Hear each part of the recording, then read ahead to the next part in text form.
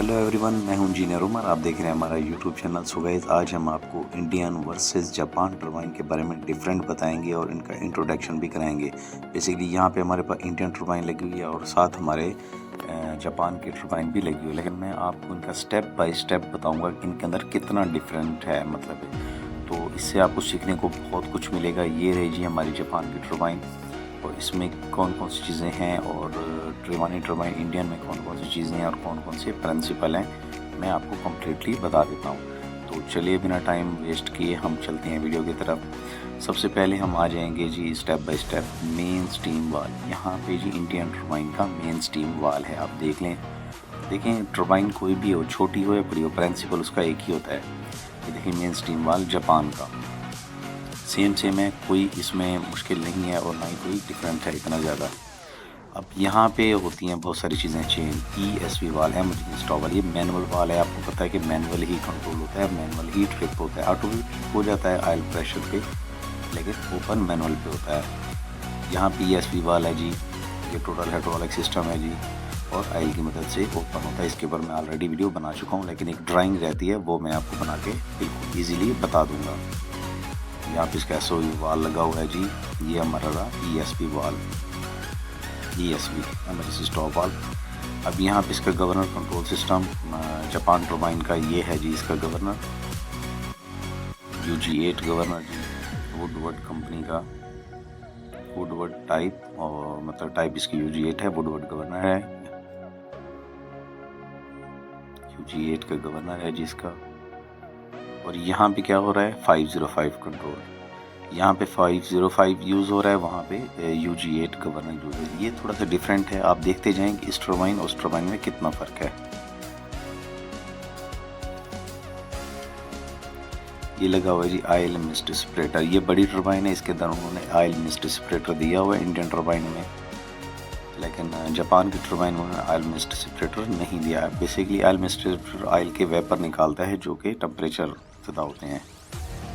AOP एक्सरली मतलब AOP pump, एक्सरली oil pump. ये Indian turbine का एक्सरली ऑयल पंप है, और सेम वही चीज़ है जी, ये जापान की टरबाइन का एक्सरली ऑयल पंप है। ये देख लें, सेम टैंक से ऑयल निकाल रहा है, सक कर रहा है। हमारा एक्सरली ऑयल पंप है जी, और ये हमारा रहा हीट एक्सचेंजर। यहाँ पे एक मतलब हीट एक्सचेंजर दिया गया है। छोटी टरबाइन है बिकॉज इसलिए, लेकिन इंडियन टरबाइन में उन्होंने डबल दिया हुआ है। ये इसके ऑयल लूब ऑयल फिल्टर हैं, लूब ऑयल फिल्टर है जी ये। अब मैं आपको इंडियन टरबाइन का जो डुप्लेक्स मतलब हीट एक्सचेंजर है वो मैं आपको दिखा देता हूँ। ये देखिए, ये इन्होंने डबल दिए हुए हैं। स्टैंड बाई है, एक ही यूज़ होता है, लेकिन स्टैंड बाई एक है, और ये इसके लूब ऑयल फिल्टर है। अब फ़र्क कहीं पे भी नहीं है, सिर्फ आपने ये गौर करना है टरबाइन कौन सी भी हो, चाइना की हो, जापान की हो, मद्रास की हो, इंडियन हो, जर्मनी की हो, कोई भी टरबाइन हो, उसका प्रिंसिपल एक ही होता है, लेकिन चीज़ें डिफरेंट होती हैं। ये देखें जी ACOP पंप, मैकेनिकल पंप जिसको हम बोलते हैं ACOP पंप, ये जी ACOP पंप है। लेकिन इस पे इन्होंने अलग से ACOP पंप दिए हैं, क्योंकि यहाँ पे हमें ऑयल का प्रेशर 25 kg चाहिए। इन्होंने अलग से पंप दे दिए हैं इंडियन टरबाइन वालों ने। लेकिन जो जापान की टरबाइन है वहाँ पे एक ही पंप है, ACOP, और सॉरी ACOP तो है नहीं, एक्सरली ऑयल पंप है ये जस्ट एक्सरली ऑयल पंप है। सेम इसी तरह ऑयल हमारा पिकर है, और वो साथ में मैकेनिकल ऑयल पंप है। कनेक्शन दोनों के सेम एक ही लाइन में है। ये हमारा मैकेनिकल ऑयल पंप है। यहाँ से मैं आपको थोड़ा सा एक और चीज़ गाइड कर देता हूँ, सेम उसी लाइन में उठा के दे रहा है। अब यहाँ पे जो है ना एडजस्टेबल रिलीफ वाल है, यहाँ से प्रेशर डिवाइड हो जाते हैं। मतलब 1.5 kg हमारा ऑयल कूलर में आ जाता है, यहाँ से हमारा ये इसमें 1.5 kg आ जाएगा, जिसको हम लुब्रिकेशन बोलते हैं। यहाँ से हमारा लुब्रिकेशन, और मैं आपको दूसरी साइड पे दिखाता हूँ, कंट्रोल ऑयल सिस्टम हमारा वहीं से ही डिवाइड हो जाएगा। बेसिकली ये जो पंप है ना, ये 8 से 10 kg ऑयल प्रेशर बना रहा है। यहाँ से 1.5-2 kg उधर चला जाता है हमारा लूब ऑयल की तरफ, और हमारा 8 kg हमारा ऑपरेटिंग ऑयल में आ जाता है।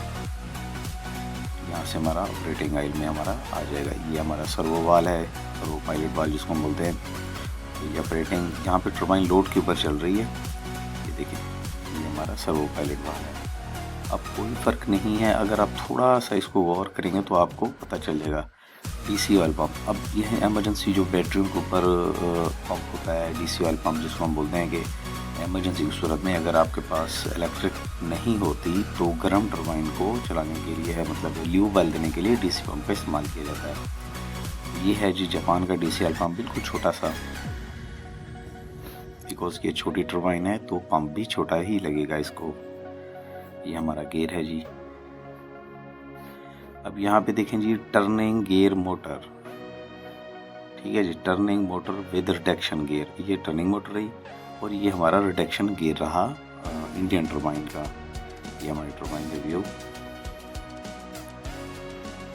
तो मेरा वीडियो बनाने का मकसद है कि आप स्टेप बाय स्टेप समझते जाएं और इंट्रोडक्शन भी आपको ये चीज़ें याद रह जाएं। तो यहाँ पे देखें जी टर्निंग गियर मोटर वही सेम लगा हुआ है, वो देखिए यहाँ पे देखिए ये टर्निंग गियर मोटर लगी हुई है और साथ में रिडक्शन गियर लगा हुआ है।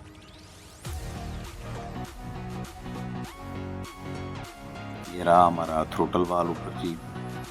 ये देखिए एयर वेंट लगे हुए हैं जहाँ से वेपर निकल रहे हैं, वहाँ पे ऑयल मिक्सर सेपरेटर दिया हुआ है, विद एयर वेंट भी है। ये ऑयल मिक्सर सेपरेटर है जी।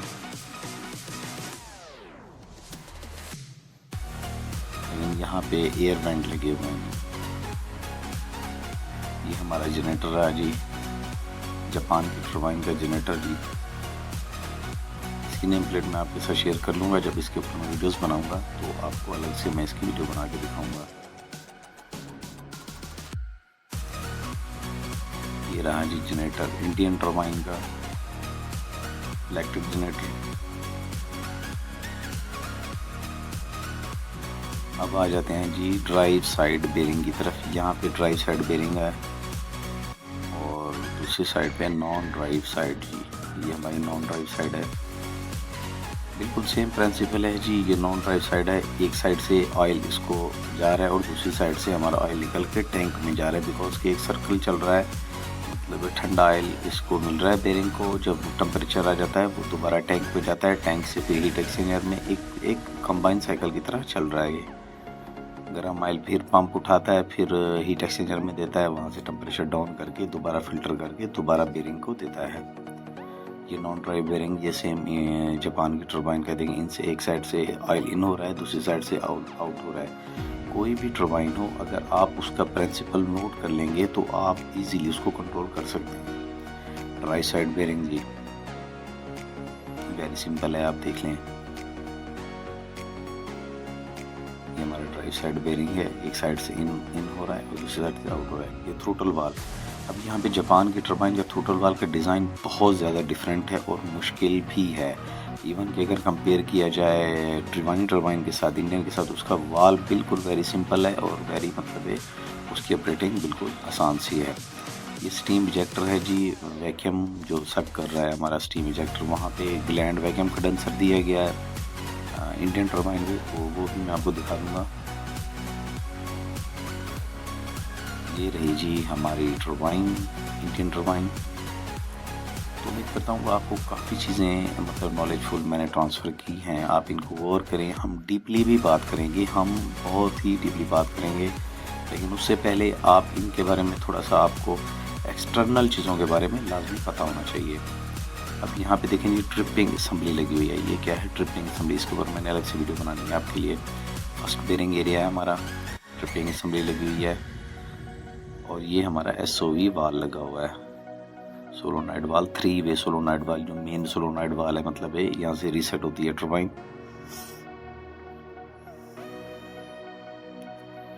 अब आ जाते हैं जी इसकी ट्रिप असम्बली के ऊपर।